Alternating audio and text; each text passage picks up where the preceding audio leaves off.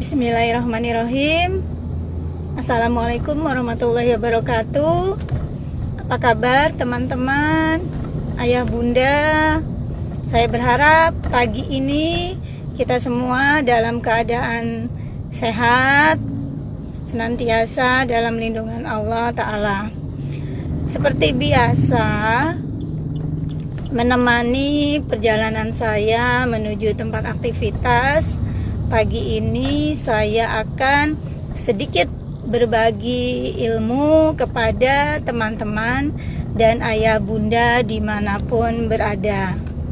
Semoga ilmu yang akan saya berikan kali ini dapat bermanfaat untuk teman-teman dan ayah bunda.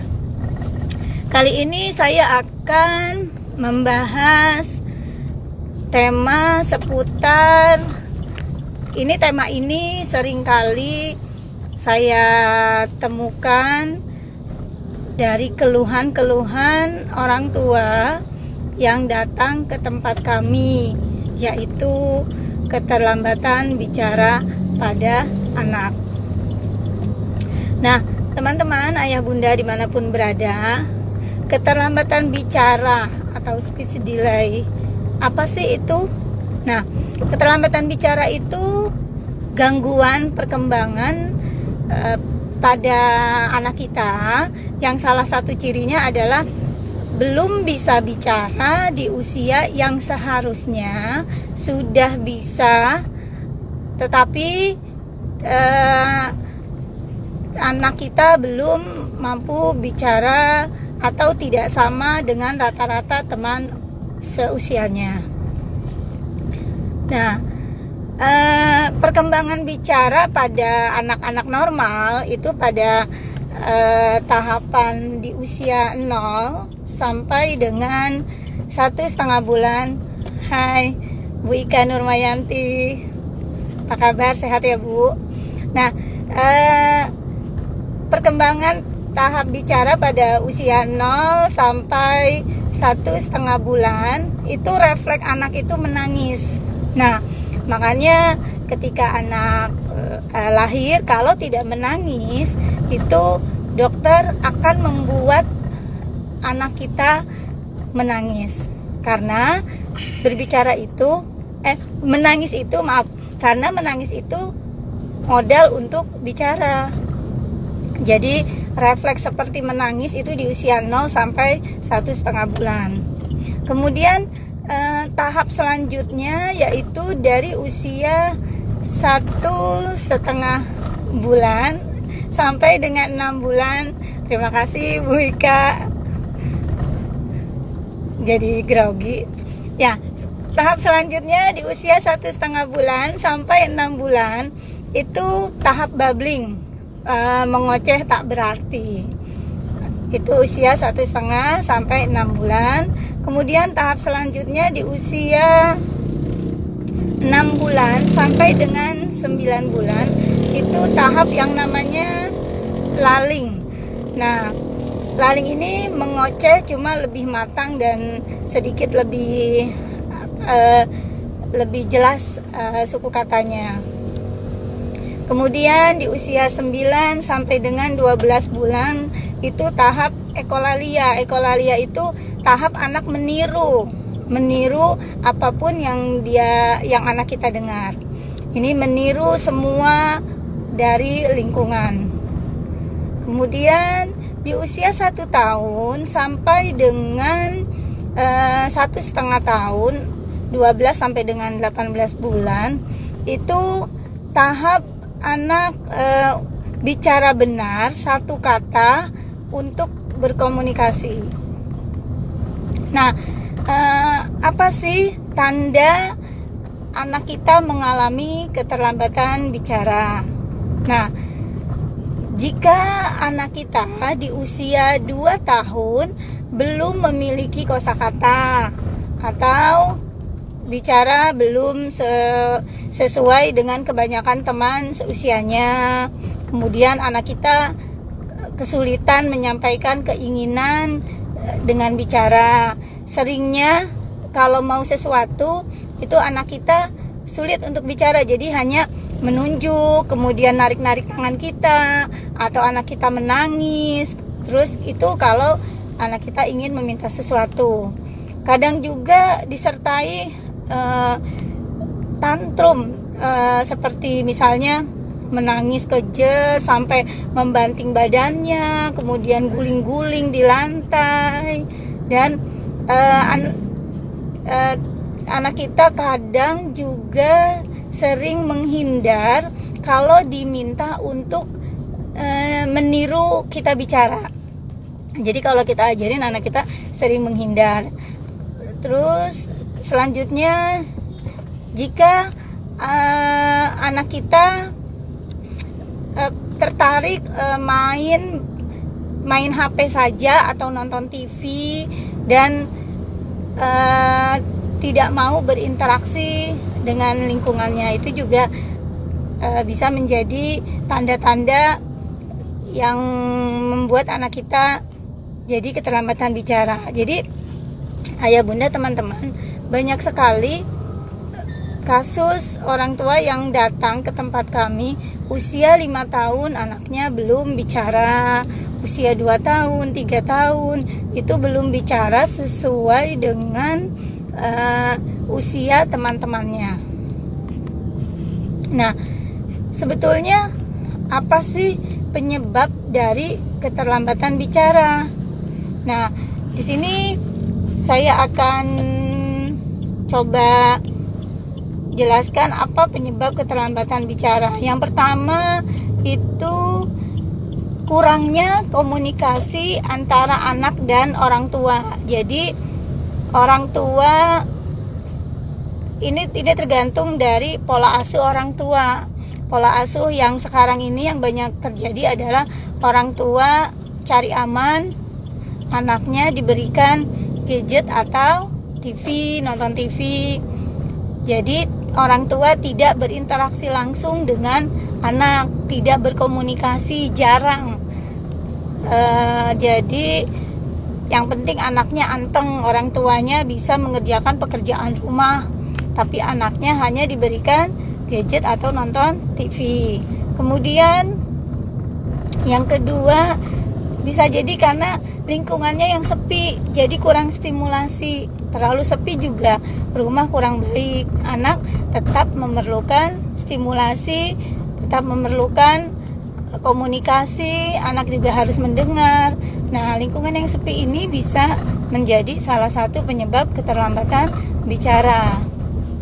Kemudian yang ketiga, penyebab yang ketiga, sikap orang tua atau lingkungan yang kurang tepat dalam mengasuh. Nah, ini berhubungan seperti yang pertama tadi sudah saya jelaskan, pola asuh yang terlalu memanjakan. Jadi terkadang anak diberikan apa saja yang dia inginkan, tetapi sebetulnya yang dia inginkan itu belum tentu dibutuhkan. Bahkan bisa jadi apa yang anak inginkan itu justru akan menghambat tumbuh kembangnya. Nah, atau kadang orang tua juga baru nangis sedikit langsung dikasih susu. Jadi atau langsung digendong, langsung dikasih apa yang dia inginkan tanpa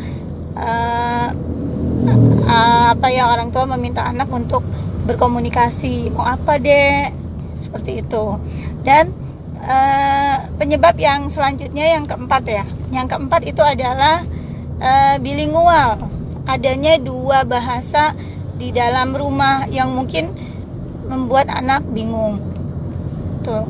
Kemudian yang kelima, penyebab yang kelima, anak yang lahir orang tua jadi jarak yang terlalu dekat. Jadi misalnya baru usia 6 bulan ibunya sudah hamil lagi, jadi jarak yang terlalu dekat, sehingga ya ini balik lagi mungkin akhirnya orang tua ke anak kurang stimulasi. Kemudian yang selanjutnya itu penyebab yang keenam ya. Yang keenam,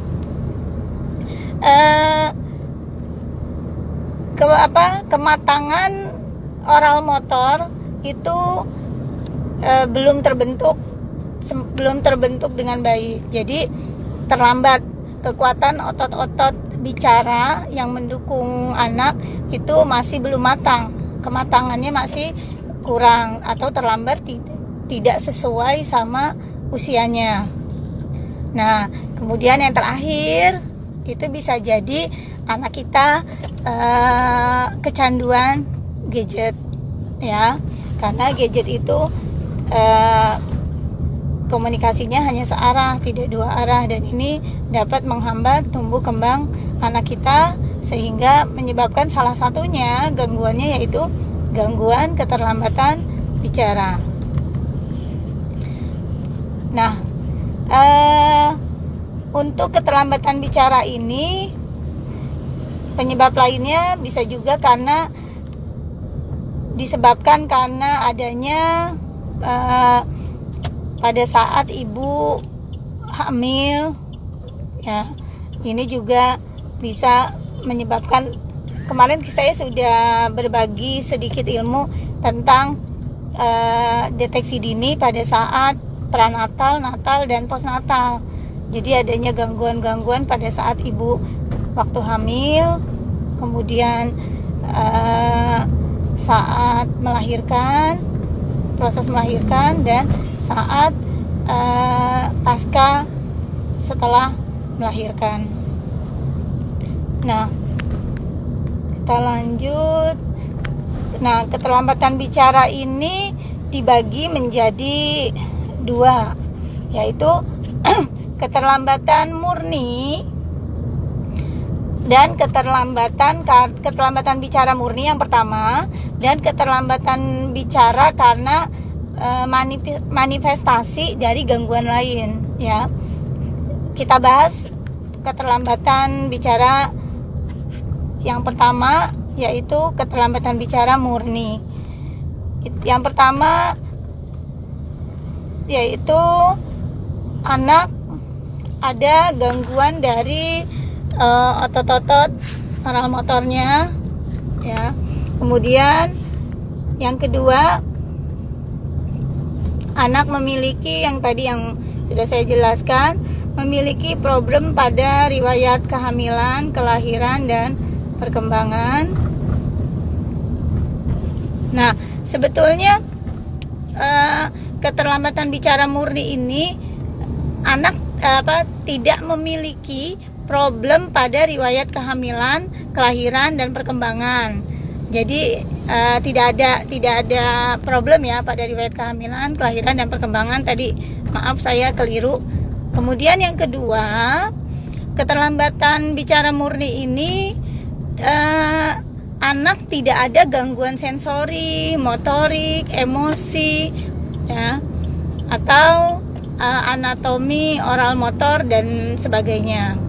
Nah, kemudian yang ketiga, di usia 4 tahun biasanya nanti anak kita mampu mengejar kemampuan anak normal dan mampu mengejar ketertinggalannya dalam bicara. Ini adalah keterlambatan bicara murni.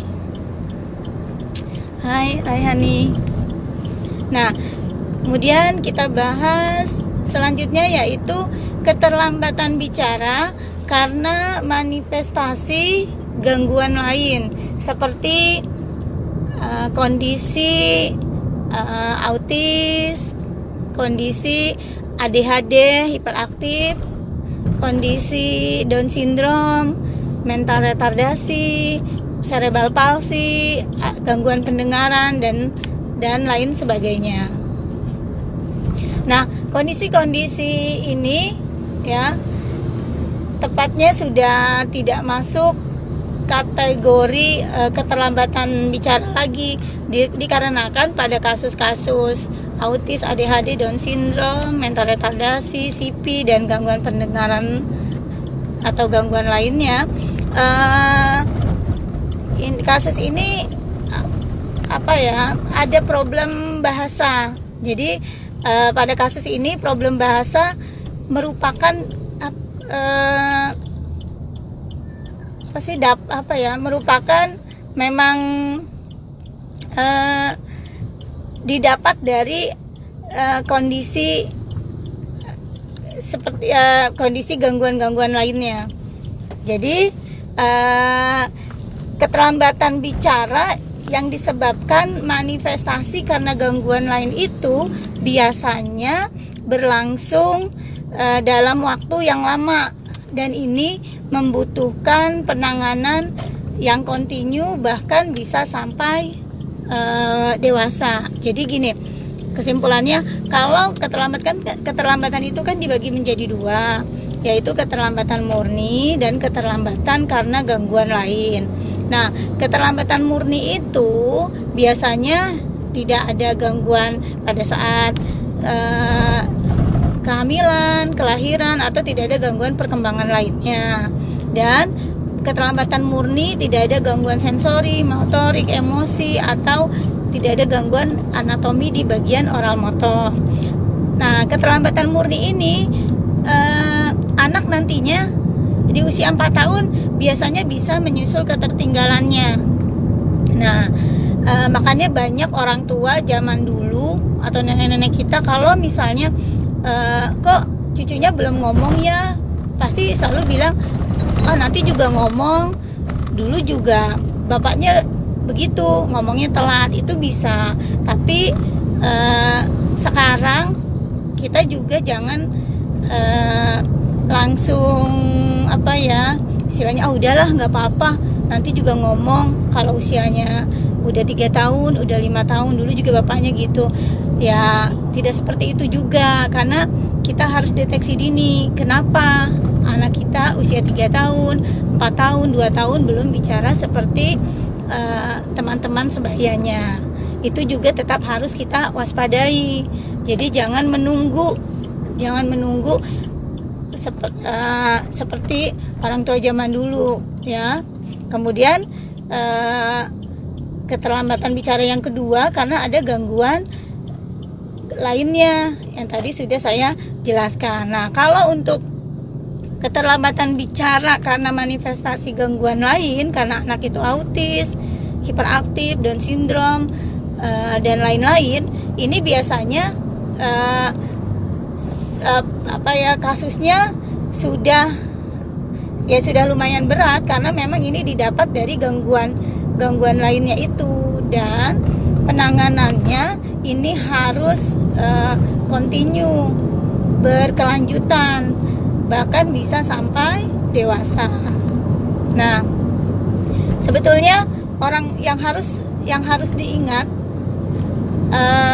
untuk orang tua yang tadi saya sudah sedikit jelaskan, orang tua harus ingat anak itu mempunyai golden period atau tahun keemasan.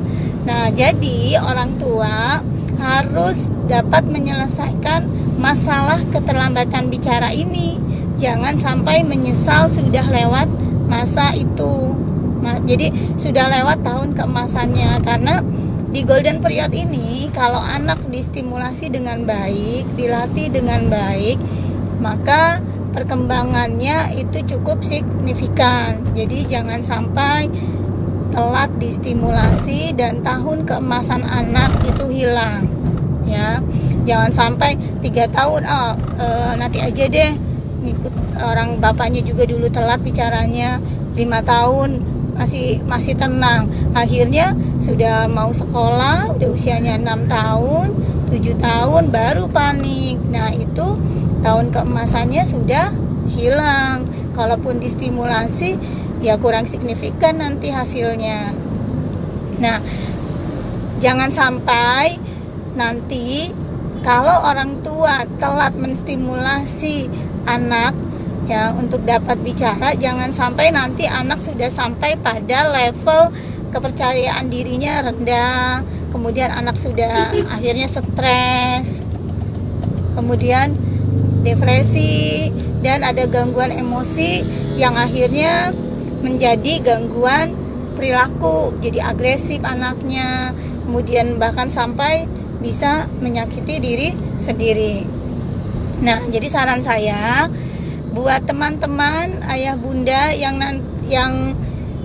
curiga anaknya usia 2 tahun belum bisa bicara seperti teman-teman seusianya, usia 3 tahun, 4 tahun, ayo konsultasikan langsung ke ahlinya.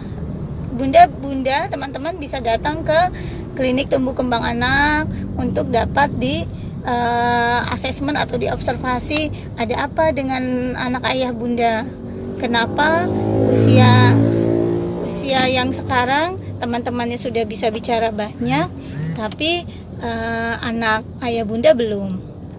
Ya, jangan sampai menyesal. Mungkin itu saja ya bunda, sedikit ilmu dari saya tentang keterlambatan bicara. Nanti sesi selanjutnya insya Allah saya akan membahas bagaimana stimulasi yang dapat ayah bunda berikan di rumah untuk anak ayah bunda menstimulasi keterlambatan bicaranya. Mungkin itu saja ayah bunda, sedikit ilmu dari saya. Mohon maaf kalau tadi saya ada kekeliruan dalam menyampaikan atau ada sedikit kesalahan dalam berucap. Semoga ilmu yang saya berikan ini dapat bermanfaat, dapat menginspirasi ayah bunda. Dari saya ucapkan terima kasih. Semangat pagi, tetap semangat dalam mendidik anak-anak kita, dan saya yakin ayah bunda adalah guru terbaik buat anaknya. Terima kasih. Wassalamualaikum warahmatullahi wabarakatuh. Terima kasih buat yang sudah menyimak.